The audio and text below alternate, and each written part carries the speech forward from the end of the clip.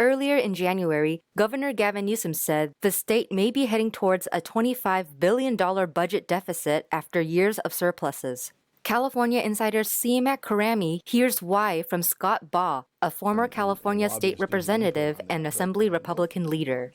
And in the last 2 years, because of the COVID stimulus largely, we've had these budget surpluses. And what happens is you get a little exuberant and you start spending money, and some of them are one-time projects.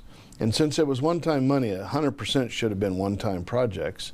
But it wasn't 100%. You know, they increased education spending, and these are permanent increases. And so when your budget revenue drops off a little bit, either because of the economy dropping off or because COVID relief is not there anymore, you end up with a big deficit.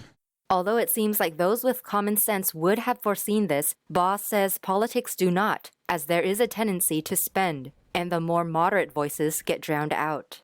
25 years ago, you used to have something called the Big Five. It would be the Speaker, the Republican leader in the House, and then it would be the Pro Tem and the Republican leader in the Senate. They would get together with the governor, so that's the Big Five, and they would negotiate all the provisions. And you know, one caucus would have a focus on transportation, one on education, but they would negotiate these provisions down and they would come to a resolution. The Big Five doesn't even meet anymore. Right now you have bureaucrats that are basically, they've been there for 20, 30 years. They write the budget, it comes out, and the governor gives his blessing to it, and it gets presented as a fait accompli, it gets voted. He says there's very little discussion or negotiation on the merits of any particular provision. Baugh foresees an increasing budget deficit.